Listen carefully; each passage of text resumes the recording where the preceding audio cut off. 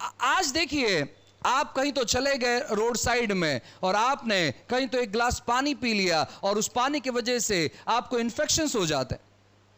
कहीं आप road side में आप चले गए, आपने थोड़ा बहुत यहां वहां का बाहर का खा लिया, आपको फूड इन्फेक्शंस हो जाता है। ये सब पहले नहीं था, ये सब दिक्कतें पहले नहीं थी, लेकिन अब दिन प्रतिदिन बहुत सारी गलत चीजें लोगों के जीवन में आ रही है। और लोग क्या कर रहे हैं? लोग एक्सपेरिमेंट पर एक्सपेरिमेंट कर रहे हैं। और लोग क्या कर रहे हैं? अपना थोड़ा सा पैसा बनाने के लिए वो लोगों की जिंदगी को खतरे में डाल रहे हैं।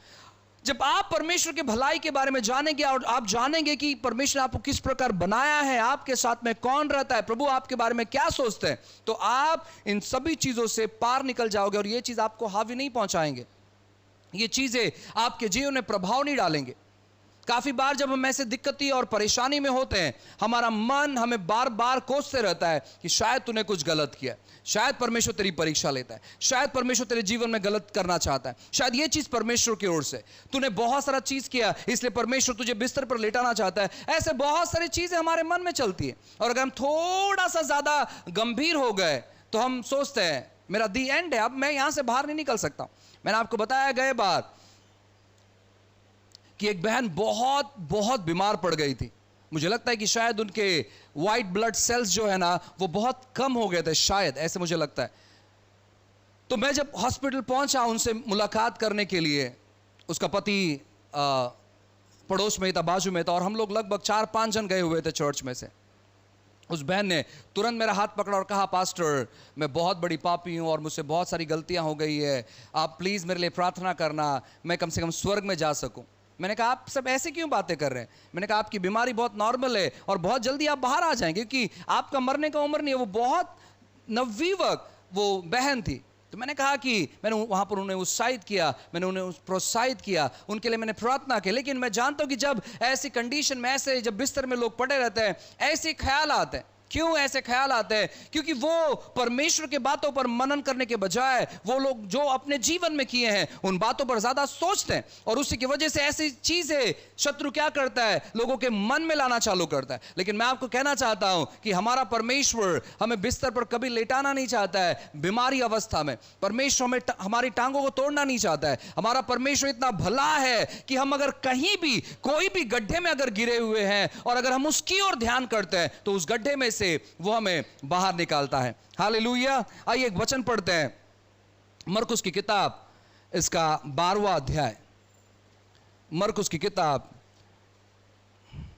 इसका 12वां अध्याय बहुत सुंदर तौर पर लिखा है, और मैं चाहता हूं कि सभी लोग अपने बाइबल को निकालें और मेरे साथ वचन 1 से पढ़े, ध्यान दें। ऐसा लिखा है, फिर वह दृष्टांतों में उनसे बातें करने लगा।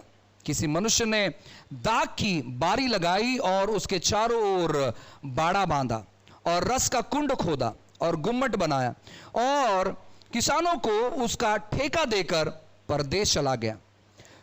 फिर फल के मौसम में उसने किसानों के पास एक दास को भेजा कि किसानों से दाख की बारी के फलों का भाग ले। फिर उन्होंने उसे पकड़कर पीटा और छूछा हाथ लौटा दिया। फिर उसने एक और दास को उनके पास भेजा, उन्होंने उसका सिर फोड़ डाला और उसका अपमान किया। फिर उसने एक और को भेजा, उन्होंने उसे मार डाला। तब उसने और बहुतों को भेजा, उनमें से उन्होंने कुछ को पीटा और कुछ को मार डाला। अब एक ही रह गया था जो उसका प्रिय पुत्र था। अंत में उसने उसे भी उनके पास यह सोचकर भेजा कि वह मेरे पुत्र का आदर करेंगे। पर उन किसानों ने आपस में कहा, यह तो वारिस है, आओ हम इसे मार डालें, तब मिरास हमारा हो जाएगा। और उन्होंने उसे पकड़कर मार डाला और दाख की बारी के बाहर फेंक दिया। इसलिए दाख की बारी का स्वामी क्या करेगा? वो आकर उन किसानों का नाश करेगा और दाख की बारी दूसरे को दे देगा। क्या तुमने पवित्र शास्त्र में यह वचन नहीं पढ़ा, जिस पत्थर को राजमिस्त्रियों ने निकम्मा ठहराया वो कोने का सिर हो गया। अब यहां पर एक बहुत अच्छा उदाहरण है।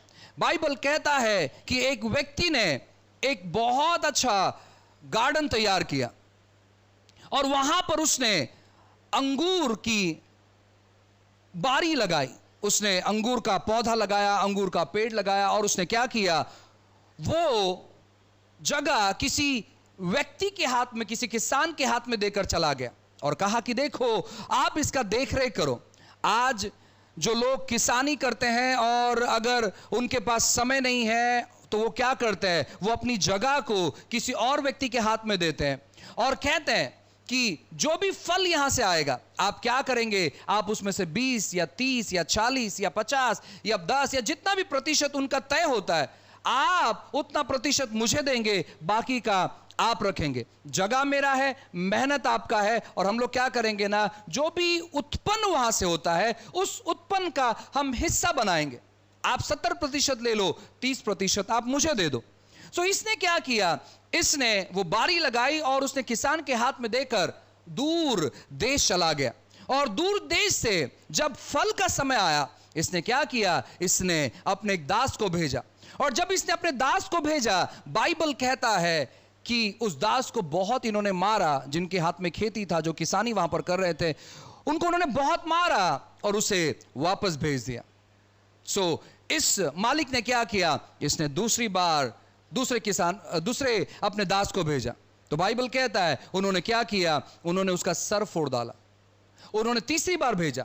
जब तीसरी बार भेजा तो बाइबल कहता है उस दास को मार दिया। जब बाइबल कहता है उसने और कुछ दासों को भेजा तो बाइबल कहता है कुछ लोगों को पीटा गया और कुछ लोगों को मार दिया गया। फिर बाइबल कहता है अब कोई दास नहीं बचा, तो उन्होंने अपना बेटा जो है ना वहां पर भेजा। उनको लगा कि चलो मैं अपने बेटे को भेज रहा हूं यहां पर, कम से कम ये उनसे डरेंगे और ये लोग क्या करेंगे, ये लोग हिस्सा देंगे। लेकिन जब इन्होंने देखा कि जो मालिक है उसका बेटा आ रहा है, ये वारिसदार है, इसको अब हम मार देंगे तो सब कुछ प्रॉपर्टी हमारा हो जाएगा। बाइबल कहता है कि उसके बेटे को मारा गया और उनके खेती के बाहर फेंक दिया गया। यह बात करता है परमेश्वर के बारे में और उनके लोगों के बारे में, बात करता है संसार के बारे में। वो खेती क्या है, वो संसार है।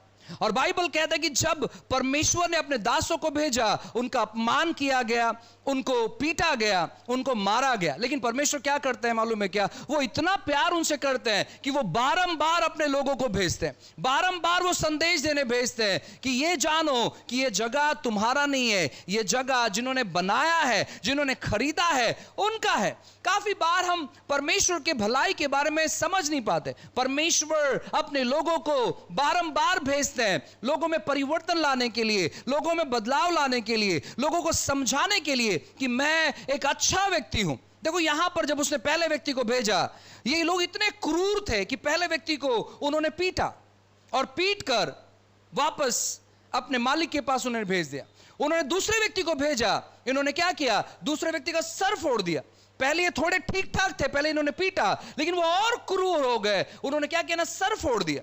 तीसरी बार जब अपने दास को भेजा तो उस दास को केवल पीटा नहीं, केवल उसका सर नहीं फोड़ा, लेकिन उसको मार दिया। दिन प्रतिदिन संसार का जो हालत है वो क्रूर होते चले जा रहा है। संसार परिवर्तित होते नहीं चले जा रहा है, संसार क्रूर होते चले जा रहा है। और परमेश्वर क्या कर रहे मालूम है, परमेश्वर अपने लोगों को भेजते हुए संसार में परिवर्तन लाना चाहते हैं। देखो हम पहले संसार में थे और संसार में हम बहुत क्रूर थे, हम झगड़ालू थे, हम मारपीट करने वाले थे, हम गाली गलौज करने वाले थे, हम प्रतिशोध लेने वाले थे। लेकिन जब परमेश्वर ने हम पर अनुग्रह किया, जब हम पर प्रकट हुआ प्रभु यीशु मसीह, और जब परमेश्वर ने अपनी ओर हमें किया, अपने परिवार में जब हमें शामिल किया, हमारे अंदर जो 100% क्रोध था वो धीरे धीरे कम होते होते होते होते आज 10% या 20% या 30% उतने में अटका हुआ है। लेकिन बाकी लगभग 70% हमारे अंदर से वो सारी संसार की बातें चली गई है, वो सारी संसार की चीजें चली गई है, वो सारी संसार की मानसिकता चली गई है।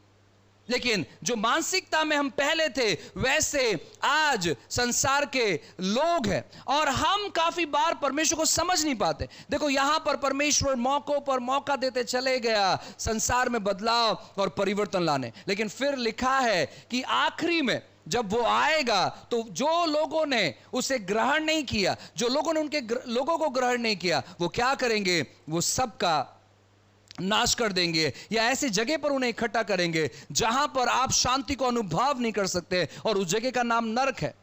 लेकिन उसके पहले यीशु मसीह दोबारा यहां पर आने से पहले वो अपने लोगों को तैयार करना चाहते हैं, संसार को यह बताने के लिए कि सच में जिस पर हम विश्वास करते हैं वो कैसे। और अगर हम संसार को परमेश्वर का प्रतिनिधि बनकर, परमेश्वर का स्वरूप बनकर बताना चाहते हैं, तो बहुत जरूरी है कि हम सेहतमंद हो।